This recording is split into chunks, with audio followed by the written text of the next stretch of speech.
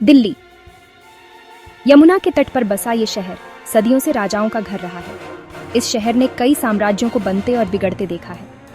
यहाँ की हवाओं में इतिहास की गूंज सुनाई देती है। यहाँ के किले और महल जीत और हार की कहानियां कहते हैं। लाल किला, हुमायूं का मकबरा और कुतुब मीनार जैसे स्मारक हमें अतीत की याद दिलाते हैं। ये इमारतें सिर्फ पत्थर नहीं बल्कि इतिहास के साक्षी हैं। हर गली, हर चौराहे पर इतिहास की परछाई नाचती है। पुरानी दिल्ली की तंग गलियों में चलते हुए ऐसा लगता है जैसे हम समय में पीछे चले गए हों। यहाँ की हर ईंट, हर दीवार के पास अपनी एक कहानी है। लेकिन दिल्ली की कहानियां महलों तक सीमित नहीं है। इस शहर की आत्मा उसकी सड़कों, बाजारों और लोगों में बसती है। नई दिल्ली की चमक दमक और पुरानी दिल्ली की रौनक दोनों मिलकर इस शहर को अद्वितीय बनाते हैं। यहाँ की गलियों में, खंडहरों में, कुओं में भी अतीत के राज दफन हैं। ये खंडहर हमें उन दिनों की याद दिलाते हैं जब दिल्ली का हर कोना किसी न किसी कहानी का हिस्सा था।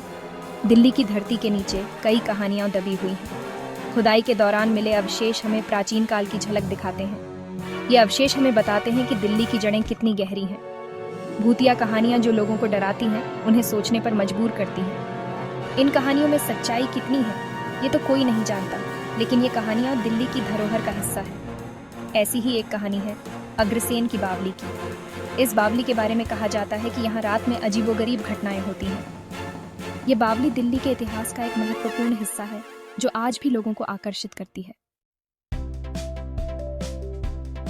कहते हैं कि बावली में एक अजीब सी शक्ति है।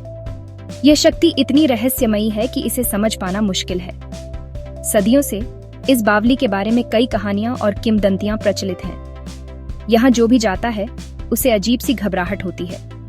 ऐसा लगता है जैसे कोई अदृश्य शक्ति उसे देख रही हो।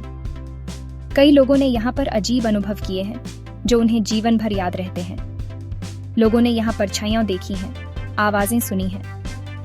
कुछ का कहना है कि उन्होंने यहाँ किसी की सिसकियां सुनी हैं, तो कुछ ने किसी को पुकारते हुए महसूस किया है। कुछ लोगों का तो यहाँ से वापस आना भी मुश्किल हो गया। वे यहाँ के भूल भुलैया जैसे रास्तों में खो जाते हैं और उन्हें बाहर निकलने का रास्ता नहीं मिलता। स्थानीय लोगों का कहना है कि बावली में बुरी आत्माओं का वास है। वे कहते हैं कि रात के समय यहाँ आना खतरे से खाली नहीं है। वे अंधेरे में छिपे रहते हैं और मौका मिलते ही लोगों को परेशान करते हैं। कई बार लोगों ने यहाँ अजीब सी घटनाएं होते हुए देखी हैं। ये जगह श्रापित है या बस अंधविश्वास, ये तो कोई नहीं जानता। लेकिन यहाँ की कहानियां और घटनाएं लोगों को सोचने पर मजबूर कर देती हैं। लेकिन डर के बावजूद बावली की अजीब सी खूबसूरती लोगों को अपनी ओर खींचती है। इसकी वास्तुकला और इतिहास भी उतने ही आकर्षक हैं जितने इसके रहस्य। और अमित भी इससे अछूता नहीं था। वह भी इस रहस्यमयी जगह की ओर खींचा चला आया, ये जानने के लिए कि आखिर इस बावली में ऐसा क्या है जो इसे इतना खास बनाता है। अमित एक युवा फोटोग्राफर था। उसकी आंखों में एक अलग ही चमक थी जब वह अपने कैमरे के साथ बाहर निकलता था। फोटोग्राफी उसके लिए सिर्फ एक शौक नहीं बल्कि एक जुनून था। उसे पुरानी इमारतों, खंडहरों और उनके पीछे छिपे इतिहास में गहरी रुचि थी। वह घंटों उन खंडहरों में घूमता, उनकी कहानियों को अपने कैमरे में कैद करता।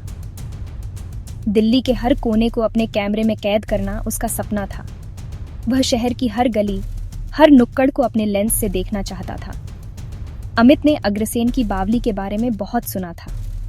यह जगह उसके लिए एक रहस्य थी जिसे वह अपने कैमरे में कैद करना चाहता था।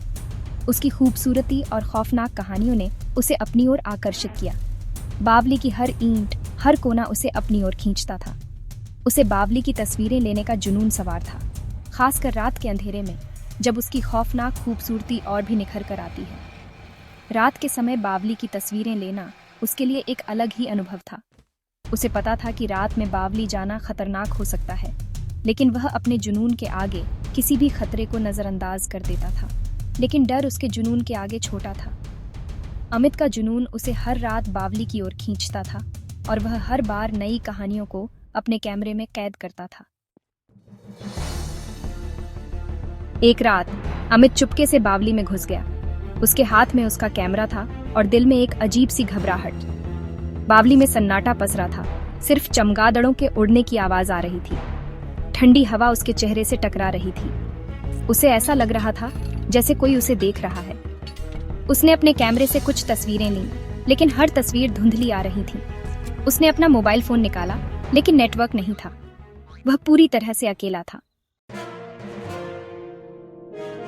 सेक्शन 5, भागने का रास्ता नहीं।